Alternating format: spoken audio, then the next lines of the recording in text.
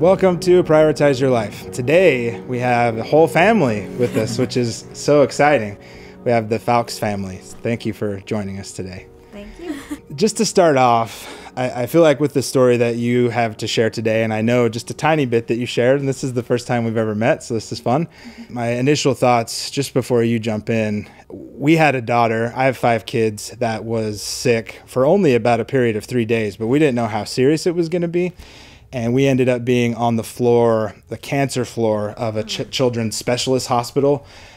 Even thinking about it, I'm almost going to start bawling because I saw all of the kids that were going through chemo and these parents just at their side and praying with them and doing all these things.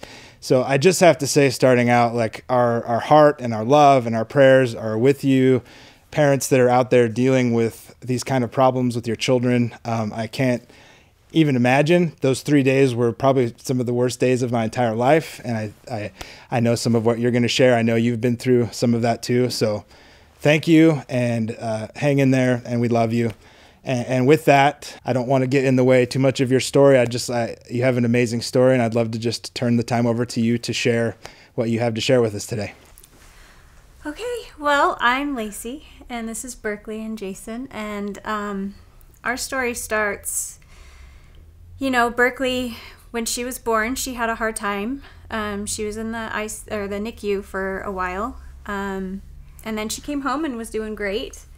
And then when she was about 2, we noticed she was starting to not be able to do as much and was aspirating a lot and did a lot of testing, and it ended up she needed 2 open heart surgeries, one at 2 and one at 3. And at the end of that, we were like, we're good to go. we're set. The doctor said she looked great, and life went on. And things were great for a long time. She played with her sister, and we went to Disneyland. Gosh, what year was that? It's 2015. 15. Mm-hmm. You were 8? I was 8. 8. Yes. We went to Disneyland, and we were walking through Disneyland one night, and just in the middle of the park, she just stopped out of nowhere and said, "Dad, I can't walk." And we were like, "Come on, stop." I thought she was being difficult. An 8-year-old, we drug around all day, and she was just being tired. And so he put her on his back, and we went back to the hotel. And, the plane ride back, she was complaining of dizziness, and she had this massive panic attack. And I was like, this is bizarre. This isn't like Berkeley. This just hit. And her sister wasn't feeling well in Disneyland, and we got back and took her to the Instacare, and they said, well, she has strep. And we're like, oh, we had no idea. And got her on meds, and her sister. And her sister got better, of course, with the medicine and everything, and Berkeley didn't. She started saying she was scared of irrational things. Like, out of nowhere, she was terrified of tornadoes. She wouldn't, if she saw a cloud in the sky, she would be hysterically crying and hiding and under a blanket, and I can't go out, there's going to be a tornado. And it was bizarre, and we're like, this is weird. And then she started having dizzy attacks. She couldn't stand up because she'd feel dizzy. Then we got a phone call from school saying they saw her at lunch. Normally she's the most social kid ever. And her teacher said, I went in to check on her at lunch because she was acting bizarre one day, and she was sitting there with her hands over her ears. And I'm like, that's bizarre. And then Disneyland was February. We just went downhill. After her teacher called, then she started to become violent. When we'd say it was school time, she would lash out and hit us, and I can't leave my room. It was almost this, I don't know, for lack of a better term, it felt like a possession almost. Like this something. It wasn't her. No. It wasn't what she normally did. She normally would be fine going to school, pretty happy, upbeat, listening to us. This was just aggressive, no, I don't want to do any of this. Yeah, she'd fight us tooth and nail, and it got to where he would walk her to school every day, and she'd get to school and I'd get the phone call, Berkeley's too dizzy, she can't be in class. And go back over to school and get her. And it got worse and worse and worse. And finally, her teacher's like, we can't be doing this. So we pulled her out of school and did home and hospital. Yeah. And then it got to, I can't leave my room. So I was taking food up to her. Then it was progressed to, I can't eat. And we went from this healthy 8-year-old to just, I mean, she lost 10 or 12 pounds in a week. 12 pounds. 12 pounds in 1 week. Yeah. Then it got to she was vomiting every night. And Oh my goodness. she couldn't leave her room. And then it got to, Mom, I can't sit up. And all the while, please know, we were going to every doctor we could think of. And we kept hearing, she's being a brat. Go home and use more discipline.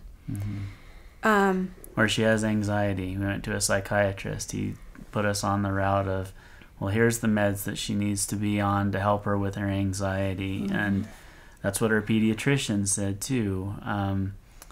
We, at one point, when she was really struggling and losing that much weight, we took her into the emergency room saying, this girl, we were worried she's dehydrated, that she's not getting anything in her body and she just needs something, some nutrients. Had the ER doctor check her out and he said, she looks fine. All her vitals look fine to me. Of course, we said she's dehydrated, and she says, oh, I have to go to the bathroom now. So that didn't help our credibility at all with the doctor. He's like, you guys are just making this up, was the feeling. And, yeah. Well, that was even frustrating because she hadn't gone to the bathroom in 2 days. Yeah. At all. And so I'm like, as a mom, red flags. So I took her in, and she's like, I need to go. And she went, and you know, this little girl, she did like 2 drops, and the whole toilet was like, looked like Coca-Cola. And I told the doctor, I'm like, come see. And he's like, no, she's fine. He wouldn't come see. And I was like, we need help. And he said, just take her home. She's fine. And it got to where I was helping her sit up. And then there was even one night she's like, Mom, I can't blink. So it was this 8-year-old girl that was playing with friends and running in the backyard, and to I'm holding her up and like blinking her eyes for her, and doctors weren't listening. And it was so scary and frustrating that I can't even count how many doctors we saw. So many. Yeah. We went, like you said, the ER. At least 6 or 7. Yeah. And neurologists, and they did an MRI, and MRI's fine, go home. And there was the night we came home from the ER, I knew as a mom, I'm like, this isn't good. This isn't good. And she was up throwing up all night. Yeah. She actually got a card in the mail that day from our pastor. I brought it. I still have it. She saved it. So it's called the Desert Lavender. It's called Nature's Healing Touch. And sorry, it's really hard for me to talk about, but it says, I'm the God who will sustain you, and I have made you, and I will carry you. And later that day, I was just downhill. I just couldn't do anything. And I just remember just like almost like passing out, but it was way more peaceful. And I just remember waking up in this lavender field, and it was just peace, and I didn't hurt. And it was just amazing. And I just heard this familiar voice just telling me, keep going. And it just kept telling me, just keep going, keep going. The same night that happened to Berkeley, I knew that night that it wasn't going to be good if this kept going on. And we were watching our daughter go in front of us, waste away in front of us. And he was in with her trying to help her. She'd thrown up and trying to clean up and everything. And I literally was going to go into the room, and I couldn't. And at that moment, I literally hit my knees. I hit my knees, and I put my head on her bed, and I just prayed. And I'm like, God, if you don't step in now, we're losing her. We have fought for her life, her whole life. Please don't let it end like this. Please, we need you. Help us. We're desperate. And that night, she had the dream of, I don't even know if you want to call it a dream, but she was in a lavender field, saying to keep going and keep pushing. And I had a dream that night. And I've never had a dream like it in my life, where I could smell everything in my dream. I could touch things in my dream. Like, I could feel temperature. Like, I dreamt that I was in a rainforest and I was moving the leaves, and I could feel the dampness and the coolness of the leaves, and it was Berkeley ahead of me. And she had a hold of my hand, and she was guiding me through this forest.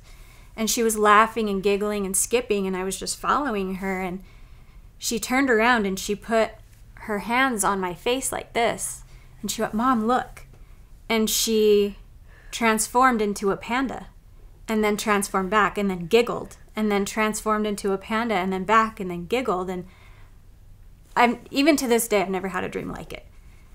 And I woke up the next morning, and I was telling Jason about my dream, and I'm like, I've never had a dream like this, ever. This is beyond dream. And he, like, I don't know if it was jokingly or... I think kind of. I was just kind of like, my default as well. Look it up on the internet. Google it. What does pandas mean? What does a panda dream mean? Panda transformers. That's right. Yeah. He did. He's like, go on the internet, look up what dreaming your child's a panda is about. He goes, maybe it'll help us. So I Googled it. I said, dreaming my child turned into a panda. And the first thing that came up was PANDAS, this disease. And it said every symptom that she had. Loss of coordination, loss of, balance, dizziness. I mean, it was... The anxiety, the depression, mood changes, aggressiveness, everything. Everything. We ticked off every one, and that was the first thing that showed up. And when I clicked on it, it said, here's a PANDAS doctor near you. And I clicked on it, and lo and behold, this doctor came up, and I called, and we got her in that day. And we went to the doctors, and he looked at her, and he did an evaluation and did some testing, and he took us out in the hall, and he said, you guys probably had maybe 2 weeks left. He goes, she's not in good shape, but we know what she has, and we can help her. And he gave her medicine, like the medicine she needed, finally. And I'm not exaggerating when I say with every dose, she gained a function back. We gave her 1 dose and she was sitting up. And then we gave her the next dose and she was like blinking and like looking around. And we gave her the next dose and then she's like, I think I can stand up now. Like within days of her being diagnosed and getting this medicine, we were seeing our little girl back. And I know for a fact it was God who gave me my dream. And funny enough, when we got her meds and everything, and I was sitting at the table with my son, at the time he was 2? Mm-hmm. Yes. Yeah, he was 2. And we were sitting at the table and he said, bye. And I'm like, who are you saying bye to? Because it was just me, him, and Berkeley at home. And he's like, Jesus. I'm like, what? And he goes, well, he came in to check and make sure everything was okay. And he says it's fine. So he just waved bye to me. And I'm like, wait, come back. I think that's how a lot of us feel right now. Just 2020, come on, Jesus. I know. Yes. Yeah. Come back, please. But it was that night that changed our lives. I mean, for Berkeley and I to both have that experience the same night, and I knew it was God. I mean, I knew I had surrendered to him that night. I did. I mean, I literally hit my knees and I was like, I need your help. We need your help. And if you don't, I don't know if we're going to have her anymore. And for that to, both of us to have such an experience. I mean, and when she was coherent and had some medication, she's like, Mom, I was dead. She's like, I was in a lavender field and I felt amazing and nothing hurt and I wasn't dizzy. But he said, what did he say? Keep going? Yeah. He's like, go back and keep going. And her whole story, the only reason she's here is because God helped, and he is helping. And I think sometimes all you have to do is surrender and be like, we can't do this without you. I'm curious, I haven't researched it at all. What is PANDAS? What does it do to your body? How does it start? Is it like a virus or like He's what? a scientist. Oh, really? knows Oh, yeah, let's hear about that. I'm Maybe what do you do for a living and why did you? No, I'm just kidding. Yeah, I'm interested about PANDAS. No, I can tell you. My background is actually, it's in science. So I got my biology undergraduate degree and then did graduate school, got my PhD in molecular biology at the University of Utah. Wow. So for me, this PANDAS was like, it's controversial even now, but there are scientists. Susan Sweeto is actually the one that was the first one that identified this as a possible connection between some kids that she observed that had symptoms that just seemed so unusual. It was like sudden onset of a mental illness, basically, and what she was able to tie it back to is a strep infection. Makes sense. And that was the connection that we had made as well. Her sister got tested for strep. She never did. She never got She had no symptoms. She didn't seem like she was sick, and that can happen sometimes with strep. Kids will just get it, and then what happens with this is your body will be fooled because it's got this infection. It starts to attack itself. And there's still like a lot of research that's going on right now. I'm always interested in keeping an eye on it, but it's pretty early on. And it does seem like there's certain aspects of strep that make your body want to fight itself in addition to try and fight the bacteria. And it can attack your own brain. And so, like even these times in 2020, I see with like COVID, I keep my eye out. There are kids who are getting essentially autoimmune diseases as a lasting effect from COVID. So it's similar to that. Interesting. And the medicine that they treat for these kids is antibiotics. It's the same thing that you would give a kid who has strep. There's some other things too that they can give, but that was the medicine that she had. High dose Antibiotic. She was on that, and like Lacey said, within a day you could see a turnaround. Incredible. But not a lot of the medical community accepts it. It's still controversial. There's mostly because it's so hard to make that connection. Yeah. That direct connection, right? Yeah, it's easier just to say anxiety. Exactly. Yep. Yeah, doctors think it's very taboo. Like, some doctors will say it's a real thing, and they'll be like, he's a quack. He knows nothing. Like, it's very taboo right now. And so that was challenging for us. We had this vivid dream, this connection online, which normally I hate looking on Google for medical advice because it'll tell you that you've got cancer or you've got something horrible for any little thing. This just fit, and it just felt like on a faith basis that this was the way God was pointing us. And we found a doctor who didn't think that this was made up, could see, yep, she checks off all the boxes, gonna start her on this treatment, and she got better. She was on antibiotics for, I think, a year at least. Oh, wow. Yeah. Which is what they do for these kids, treat them for a really long time. And she pulled out of it. Like, she's here today because of the faith and God guiding us in the right direction and helping lead us to, I don't know, where we needed to Absolutely. go. For me it's conflicted because my background's in medicine, and I know that all the doctors out there, even the ones that we were arguing with that she's not okay, they're trying to do what they can to help people.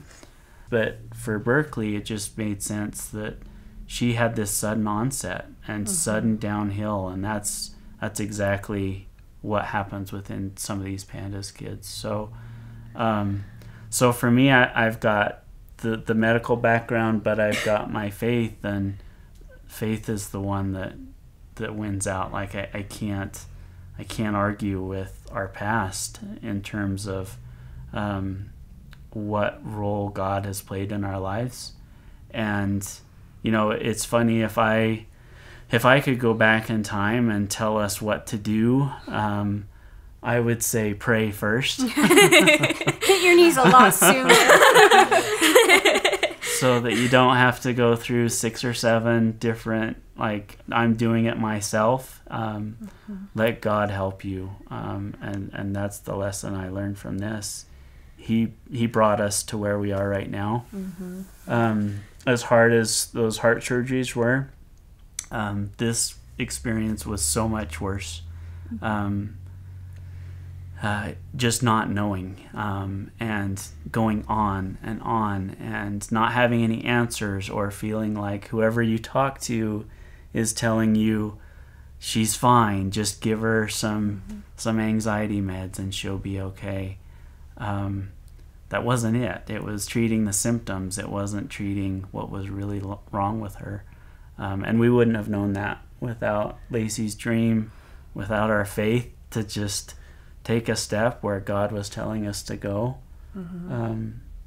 And like Berkeley said, I'm just proud of where she's at right now. We're taking from this experience that she's got a new appreciation for others who feel sick at times or feel down. Like in 5th grade, ever since I've had the lavender dream, I've kind of had like this weird ability to connect with others easier. And like, I have these, like, it's like a thought, but I feel like it's God talking through me. And I just remember this, it was in 5th grade, and there was this kid, and his mom was, like, holding his hand, being like, go play with the kids. I thought she was just being a helicopter mom at the moment. But I, like, kind of, like, stepped closer, and he goes, I can't, I'm too dizzy. And I'm like, that thought turned on, and it's like, go tell him about pandas. And I'm like, that's weird. I don't want to do that.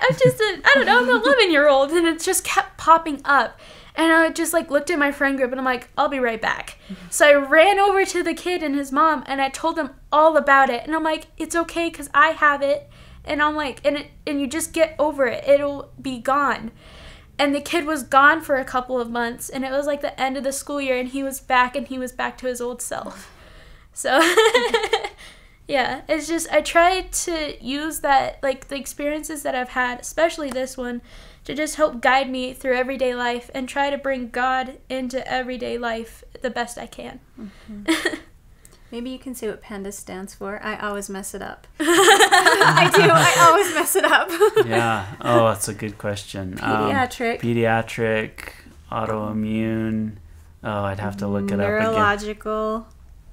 Disorder associated with strep. Yeah. Oh, yeah. I got it. It's a mouthful. It's a mouthful. It sounded like you were rapping. Yeah. But that's why I brought up her sister having strep. Like, she never, even to this day, which is, I'm not complaining. God, I'm not complaining. She's never had strep throat of the throat.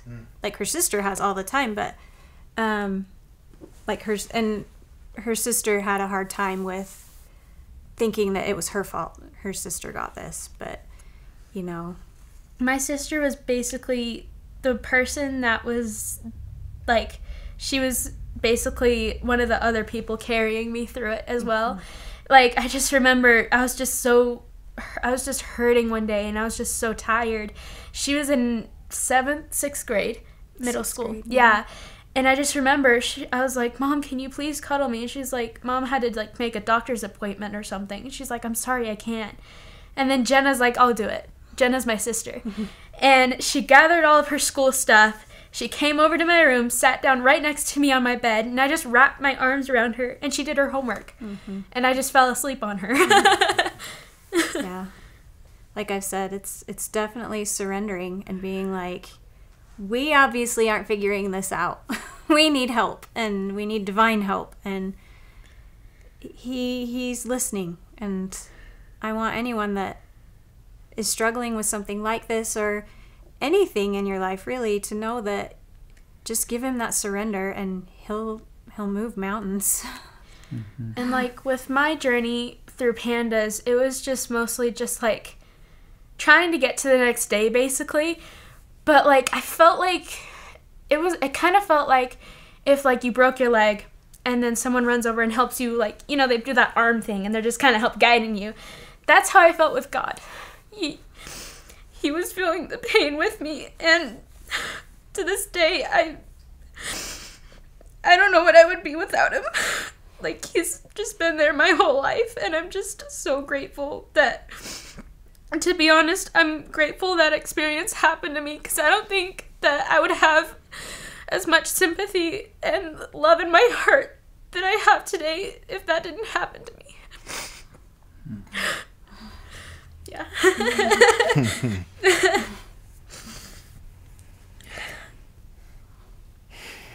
My goodness. Thank you so much for sharing. I know that took some courage, especially on your part, to be able to share and be vulnerable. I think what you said there at the end too, there is so much suffering in the world that's happening. Yeah. And so many people going through things, and sometimes they go straight to, you know, why God? And I think often having the right perspective like you do is amazing, and knowing that you are who you are because of that, and now you're on the other side. And I promise you, this very video and telling people about your experience is going to help more people than you realize. Thank you so much. Thank you. Not anything else I can say. Thank you. Thank you so much for coming and for sharing your story. It's been a beautiful, beautiful day. Thank you. Thank you so much.